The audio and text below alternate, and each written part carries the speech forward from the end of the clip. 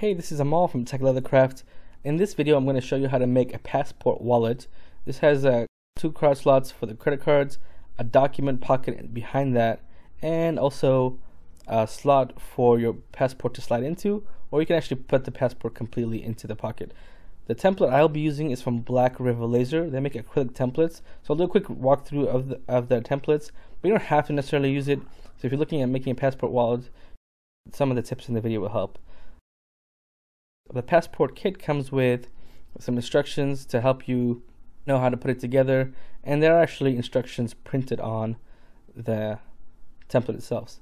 Really quick, a walkthrough of the templates. They have the strap cutter. It basically sets your width up for your strap cutter to make belts and stuff of even sides. I've already reviewed their handy gauge. It basically measures the leather's thickness. This new one in green comes with millimeters and ounces, so it's really cool for like a conversion tool. Works really well. They make a bunch of other templates. This is kind of some stuff for belts, for example.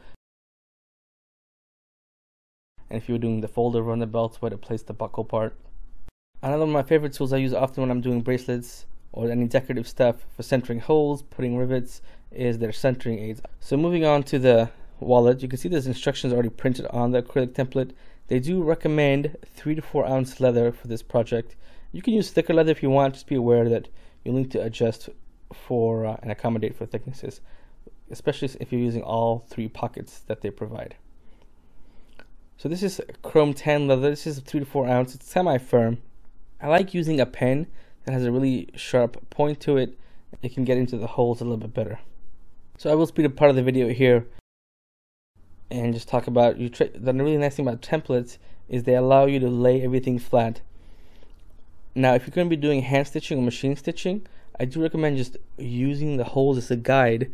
You don't necessarily have to poke the line or mark each hole, especially if you're using a machine or if you're using one of those 4-pronged or 5 to 6-pronged chisels, because the spacing might be different. But I still do mark it just as a guide, just so I know where it is. Now, I don't stitch the inside spine area, so I do start with marking just on the outer edges. Next, you're going to transfer the template over. Be sure to mark the stitch line for the credit card pockets.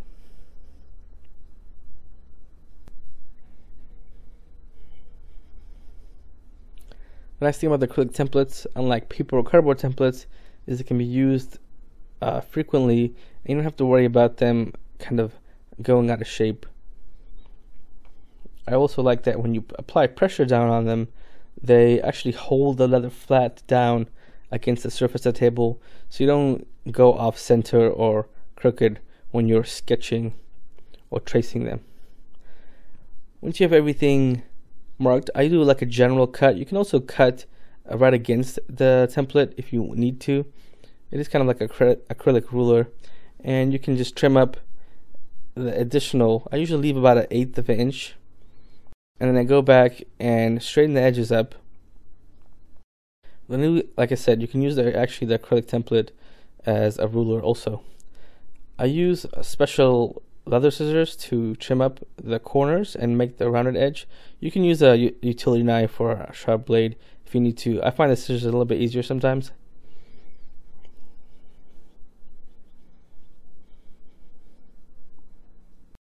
Now, to cut the cutaways for the pocket, in this example I'm using a utility knife.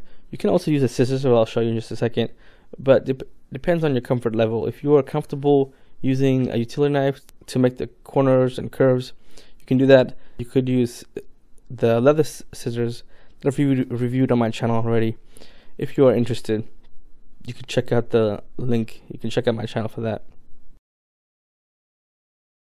And for the last pocket, I went ahead and just did it with a razor. Now, this video is actually sped up, so it does actually take quite a bit longer. I actually take my time doing this, so I usually don't do it as fast as it's showing in the video. Once you have all the pieces cut out, it's really important you match them up. They are a little bit different for the passport section versus the credit card section, so just line them up, make sure you know which section belongs where. Now what I do is I transfer over onto the front side the stitch line just for reference, and basically once I mark the 2 points, between the 2 points I actually draw a light guide.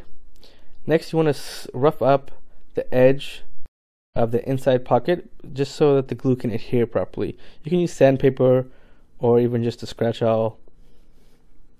Then you lay the pockets down, and I usually mark about 1/8 to 1/4 in from the pocket, just so if I get a little bit of glue over the top, it's not a huge deal.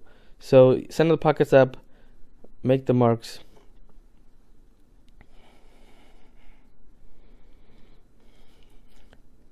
Once again, I make sure to transfer the stitch guide, the stitch line over onto either side. You want to be able to see it on both sides, and now would be the good time if you're using vegetarian leather or even chrome tan leather to burnish the inside edges, because you won't have a chance once you have everything glued together. First I start with gluing what's going to be the inside pocket.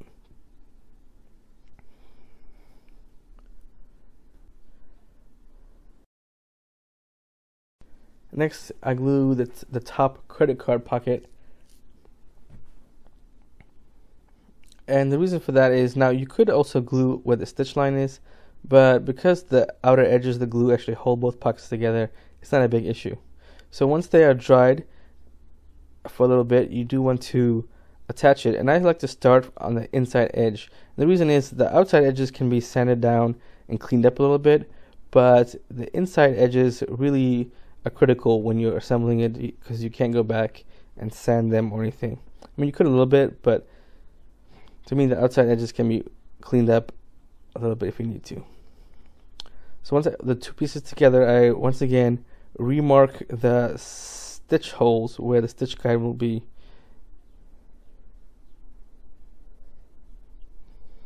I'm using a small stencil modeling tool. I do a light scrab on the top side. That's going to be my stitch line. I also do that on the underside. In fact, I cut a groove into the leather. Now if you're hand stitching, you're probably going to do this anyway, but either way, you do want the thread to sit a little bit into the leather. So you do want to cut a light groove in there, just so when someone is slipping stuff in and out of the pocket, they don't have to worry about catching on the thread. Next, I take a look at the leather just to see what I'm going to make the front.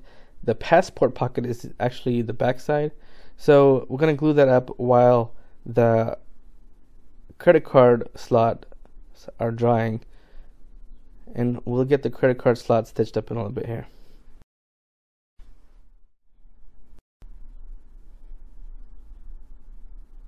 Next, I'm going to apply the glue to the other side of the pocket.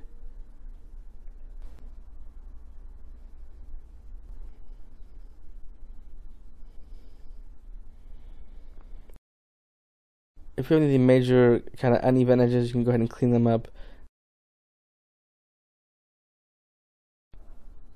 Next, we're going to stitch up the metal section. Once it's stitched, you can apply the glue and get that attached to the main part of the body.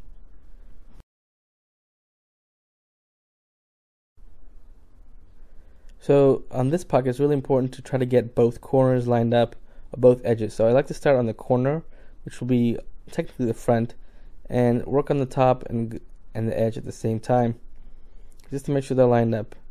And then as you go down, if you find the piece is a little bit longer or there's just a little bit of overhang, you can actually go ahead and clean that up. I did find that I had a little bit of overhang with a little bit extra leather, so I just go ahead and trim that off. Now I'm going to go.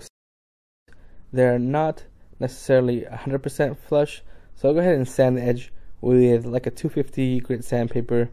Once it's sanded, it becomes nice and smooth, and all the edges are even. If you're using vegetarian leather, you can go ahead and burnish it with water. Since I'm using chrome tan, I use a little bit of gum tragacanthum to burnish the edge. Now on chrome tan leather, the edges are kind of harder to burnish, so it just depends on your personal preference. Now we're getting ready to stitch.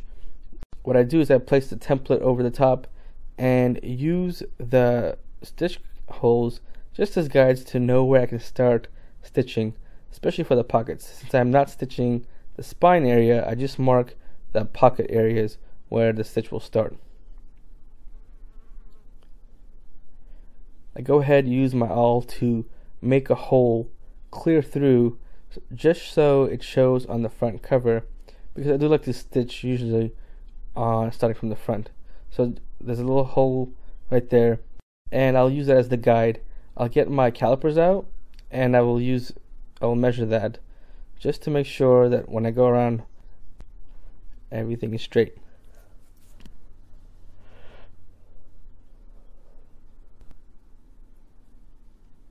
Alright, once you have your stitch line marked up, I'm going to machine stitch this. You can of course hand stitch it. Just to show you if anyone's interested, this is what the machine stitch process looks like.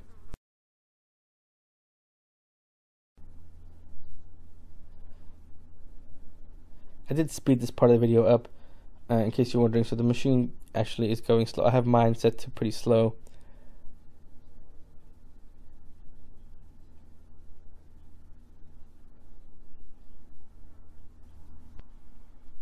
Alright, once you have it stitched up, I do like to back tack by hand and saddle stitch, so it does make a stronger pocket on the edge. I don't always do that, but depending on the project, I will actually go back and do the back tack and close the stitching off using the saddle stitch hand stitching method. Once you have your stitches set, to go ahead and flatten them out. You can use your wood tool to flatten the stitches and also pull the pockets out wider. So really quick, the tip I had for adding a notebook. So I use a really thin piece of elastic and I wrap it twice around the journal, pretty snug.